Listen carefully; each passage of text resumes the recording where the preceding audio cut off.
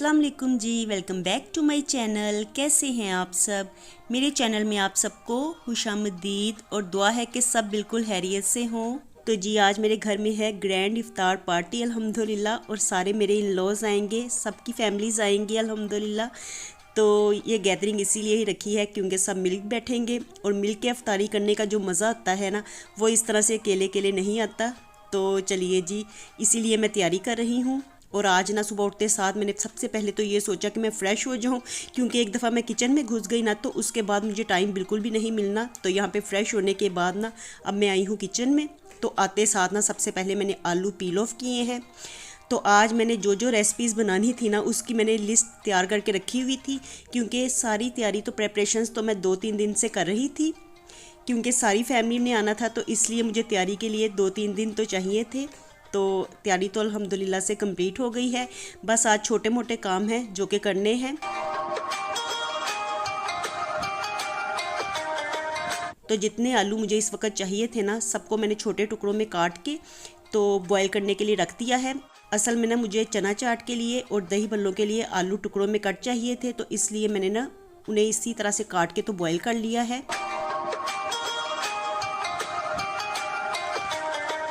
और अब ना आलू बॉईल करते हुए ना मैं ये कह रही थी कि सबसे पहले ना अब पकौड़ियाँ मैं भिगो के रख देती हूँ, क्योंकि इनको टाइम चाहिए होगा। तो बाद में ना इन्हें फ्रिज में रख के ठंडा भी करना होगा, वरना ना इसी तरह गरम गरम तो अच्छी नहीं लगती। तो इस वक्त ना तकरीबन 1-1:30 बजे का टाइम है। तो ये सारी तैयारियाँ मैंने इस वक्त शुरू की है। मैंने कहा कि इफ्तारी तक काम सारे कंप्लीट हो जाएंगे। तो इनको भिगो के भी मैंने साइड पे रख दिया है।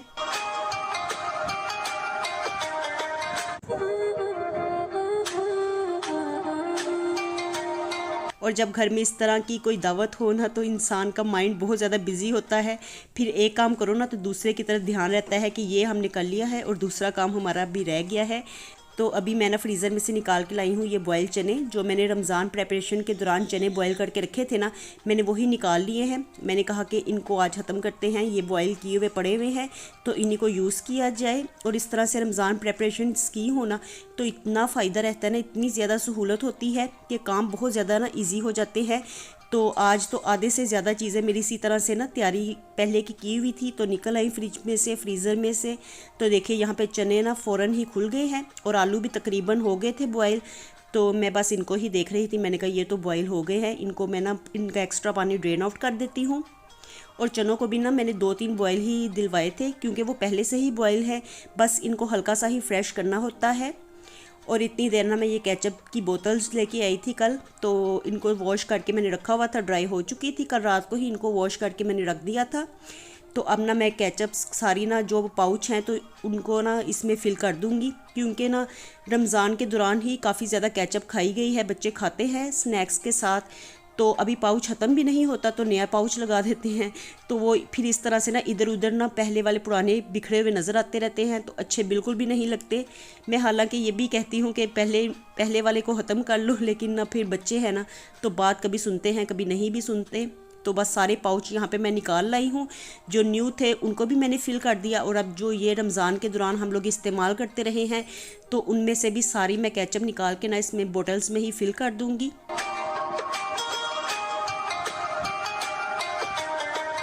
तो एक तो इस तरह से ना मैस ख़त्म हो जाता है पाउच का, जो इधर उधर बिखरे हुए नज़र आते हैं, और दूसरा ना ये फिर रखे हुए भी ना इस तरह से ये बोटल्स नोज़ल्स वाली तो अच्छी लगती हैं पड़ी हुई भी।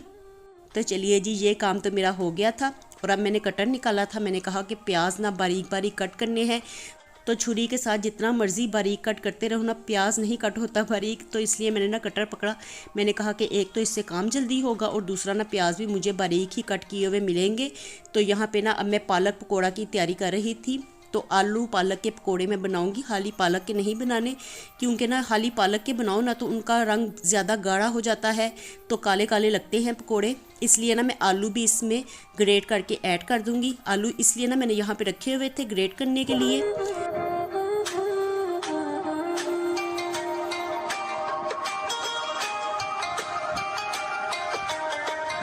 और अब ना मैं ये सारे आलू ग्रेट कर चुकी थी। इनको वॉश करने के बाद अच्छी तरह से निचोड़ के तो प्याज में मैंने ऐड कर दिया है। और पकोड़े तो अफ्तारी में लाजमी खाए जाते हैं, चाहे एक एक दो दो पकोड़े ही खाएं ना, अफ्तारी का मज़ा आ जाता है पकोड़े खाने से। तो रमज़ान की तो ये सौगात है पकोड़े, रमज़ान आए और पकोड़े ना खाए जाएँ तो ऐसा तो हो ही नहीं सकता। तो इसलिए मैंने सोचा कि ये भी मेरे मेन्यू में शामिल था कि पकोड़े मैंने बनाने हैं।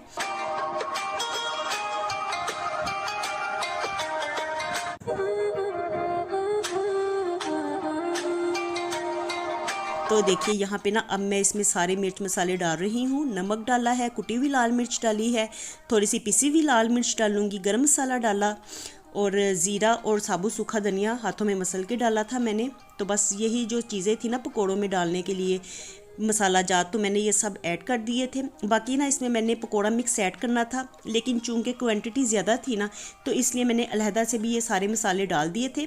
पकोड़ा मिक्स भी मैंने रमज़ान से पहले बना के रखा हुआ था, तो वो मैं इसमें ऐड कर दूँगी। तो अभी फ़िलहाल तो मैं ना वेजिटेबल्स को इस तरह से मसाला लगा के रखूँगी ताकि इसमें से ना पानी निकल आए सब्जियों में से, क्योंकि बेसन डालने के बाद ना मैं फिर उसमें पानी ऐड नहीं करती। सब्जियों ने खुद ही पानी छोड़ा होता है, तो जिसकी वजह से ना फिर पानी की ज़रूरत ही नहीं रहती। और अगर पानी ऐड किया जाए ना तो फिर ना बैटर पतला हो जाता है। तो सब्जियों के पकोड़ों में ना मैं तो बिल्कुल भी पानी ऐड नहीं करती। तो देखिए सारे मसाले मैंने मिक्स कर दिए हैं। और अब ना थोड़ी सी मैं हरी मिर्चें भी ना इसमें लंबी लंबी काट के ऐड करूँगी, क्योंकि ये लच्छादार पकोड़े बनेंगे और ये ना बड़े मज़े के लगते हैं। आलू भी इसमें ग्रेट करके डाले होते हैं और हर चीज़ ही इस तरह से लच्छों की शक्ल में होती है, तो बड़े मज़े के लगते हैं ये। और देखिए ये पालक कितनी हरी हरी है, रमज़ान से पहले मैंने बना के रखी थी, फ्रीज़ की थी, और अभी तक बिल्कुल सेम वैसी की वैसी ही है जैसी कि हमने बनाई थी। तो देखिए कितना काम आसान हो गया ना, आधी से ज़्यादा चीज़ें तो फ्रिज फ्रीज़र से ही बनी हुई निकल रही हैं।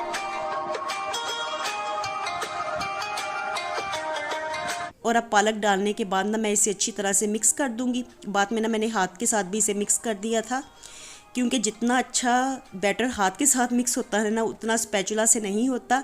तो पहले तो मैंने कहा कि अभी ना पालक काफ़ी ज़्यादा ठंडी थी, फ्रीज़र से निकल के आई थी, तो मैंने कहा कि इसे स्पैचुला से ही मिक्स करती हूँ एक दफ़ा। बाद में ना फिर जब मैं इसमें बेसन ऐड करती हूँ ना तो फिर इसे मिक्स करूँगी हाथों के साथ।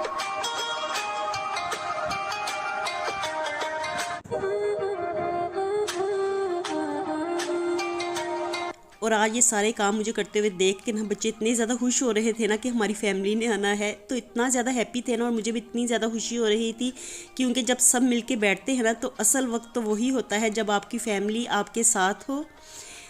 तो देखिए यहाँ पे पकोड़ों का बैटर तैयार हो गया है, और इसे तैयार करने के बाद ना अब मैं ढक के रख दूँगी। तो ये एक मेरी रेसिपी ना तैयार हो गई है।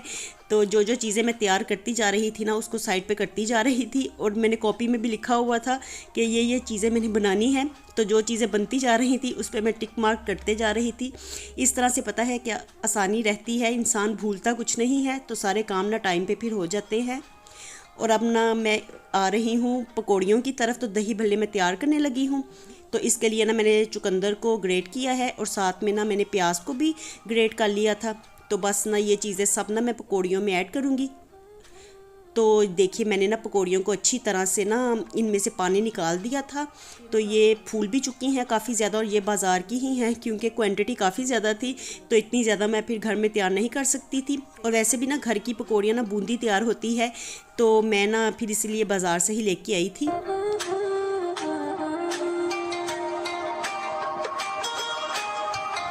और अब ना सारा जो सलाद का सामान था तो वो मैंने पकौड़ियों में मिक्स कर दिया है। और फिलहाल ना मैं इसमें दही ऐड नहीं करूँगी, क्योंकि अभी से दही मैं इसमें डाल दूँगी ना तो फिर पकौड़ियों ने सारी दही को जज़्ब कर लेना है, और फिर बाद में जब खाने का टाइम आता है ना इनको, तो फिर ये सूखी सूखी मिलती हैं। तो इस तरह से ना हम लोग जब क्वांटिटी में ज़्यादा बनाते हैं ना दही बल्ले, जब कोई हमारे घर में दावत वगैरह होती है, तो हम इस तरह से करते हैं कि पकौड़ियों में सारा सैलड मिक्स कर देते हैं, और थोड़ा सा चाट मसाला भी उसमें मिक्स कर देते हैं, और साथ में ना दही को इस तरह से सेपरेट बना लेते हैं। तो दही में मैं चाट मसाला ऐड करूँगी, और साथ में पुदीने हरे धनिए की जो क्यूब्स बना के रखी थी चटनी की, तो वो इसमें ऐड कर दूँगी। तो दही हम लोग इस तरह से अलहदा से तैयार करते हैं। फिर जितनी पकौड़ियाँ खाई जाती हैं ना तो वो खाई जाती हैं, बाकी जो बच जाती हैं ना तो वो वेस्ट नहीं जाती, तो वो फिर आप नेक्स्ट 2-3 दिन तक इस्तेमाल कर सकते हैं। तो ये फ़ायदा रहता है इस तरह से सेपरेटली पकौड़ियाँ बनाने का। और इस वक्त ना अरीबा भी मेरे साथ साथ किचन में काम करवा रही थी, और माशाल्लाह से आज अरीबा ने मेरे साथ इतना ज़्यादा काम करवाया ना कि मैंने कभी भी उसको इतना ज़्यादा काम करते हुए नहीं देखा।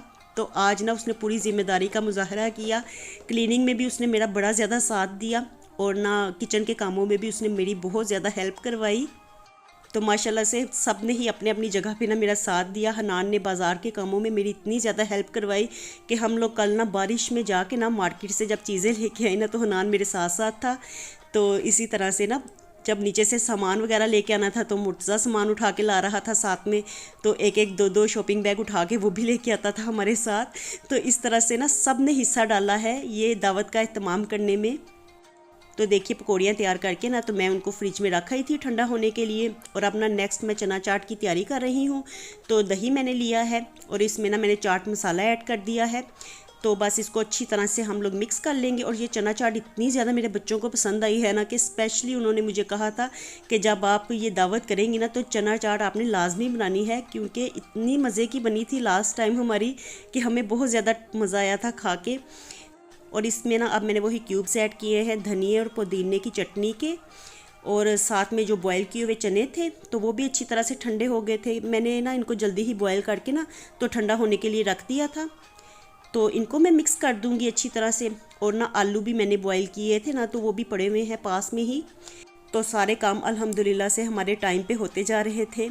और जो कुछ चीज़ें ऐसी घर में होती हैं ना, ये कटर चॉपर्स वगैरह, इनके साथ काम काफ़ी ज़्यादा इजी हो जाता है। तो मैंने ना सारी चीज़ें इस तरह से चॉप कर ली हैं चॉपर में डाल के ही। तो प्याज टमाटर ये चीज़ें थी जो मैंने चॉप की हुई थी, और उनको भी ऐड कर दिया है। तो सैलड का सामान तो इस तरह से मेरा जल्दी से ही रेडी हो गया था।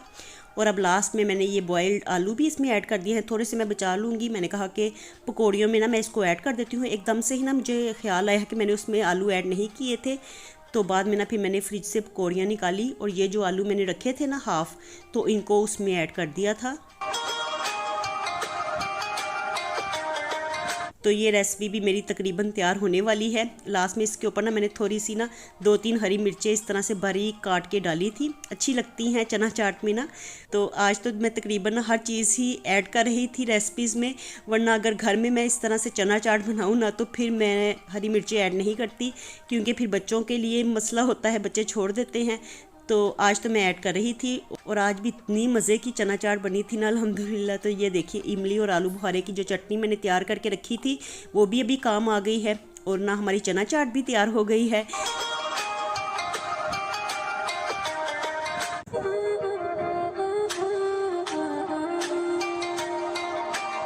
और चना चाट तो मेरी तैयार हो गई थी, तो मैं ऐसे ही फ्रिज में रखने लगी। फिर अरीबा ने कहा कि नहीं आप बाउल्स में निकाल के रखें, क्योंकि टाइम शॉर्ट रह गया था। तो बाद में फिर ना जिस वक्त फिर गेस्ट आने शुरू हो जाए ना, तो फिर इंसान को जल्दी पड़ जाती है, फिर एकदम से जहन में नहीं भी आता। तो अरीबा ने मुझे सजेस्ट किया कि आप इस तरह से ना बाउल्स में निकाल के चीज़ें रखती जाएँ, ताकि जिस वक्त हमने सारी चीज़ें रखनी हो दस्तरखान पे तो हमारे लिए मसला ना हो। तो इसलिए ना मैंने चना चाट बाउल्स में ही डाल के तो फिर बाद में इनको फ्रिज में रख दिया था।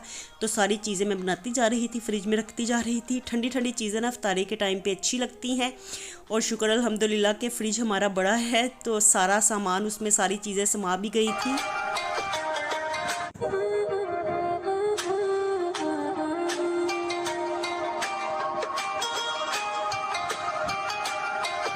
और अब ये सारी चाट जो बनाई है ना, तो ये सारी अरीबा ने और मेरी हेल्पर दोनों ने मिलके बनाई थी। तो मैं किचन के बाकी के काम कर रही थी, रेसिपीज़ को देख रही थी, तो ये दोनों ना मिलके ये सारी चाट बना रही थी। तो बस लास्ट में ना मैंने लेमन ही निचोड़े हैं इसके ऊपर, चाट के ऊपर। और यहाँ पे हनान मेरी हेल्प करवाने के लिए किचन में आया हुआ था, तो दूध में से सारी बलाई हम निकाल रहे थे। तो ये दूध जामे शीरी मैंने बनाना था बादामों वाला, तो उसी की तैयारी मैं कर रही थी। और आज सारी चीज़ें क्वांटिटी में माशाल्लाह से ज़्यादा है ना, तो बस इसलिए ना फिर बड़े बड़े बर्तन आपको दिखाई दे रहे हैं। और यहाँ पे मैंने इसमें डाला है बादाम, इलायची और चीनी डाल के ना इसकी पेस्ट तैयार करके बादामों की, तो वो मैंने दूध में ऐड कर दी है। और साथ मैंने थोड़ा सा जामी शीरी डाला था। तो ये दूध तो हमारा रेडी हो गया है, ठंडा दूध है, इसमें मैंने बर्फ़ अभी ऐड नहीं की। मैंने कहा थोड़ा सा टाइम और गुजर जाता है ना, इफ्तारी का टाइम करीब आएगा तो फिर इसमें ना मैं ऐड करूँगी बर्फ़ को।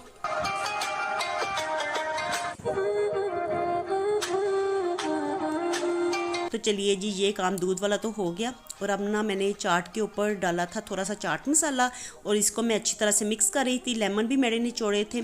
तो ना रिबाब कह रही थी कि ज़्यादा है चाट, तो हमसे मिक्स नहीं होगी, आप खुद ही कर ले अपने हिसाब से। तो इसलिए ना मैंने उससे मिक्स करके चाट को तो बाउल्स में निकाल दिया था। तो देखिए ये भी रेडी हो गई है फ्रूट चाट। और अल्हम्दुलिल्लाह से माशाल्लाह बहुत ज़्यादा ना सब चीज़ें ही बहुत ज़्यादा अच्छी बनी थी।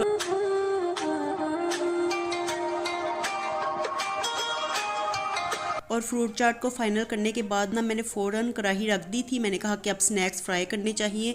तो 2-3 दिन से ना स्नैक्स बना बना के ना मैं फ्रीज़ करती जा रही थी, तो आज जस्ट उनको फ्राई ही करना था।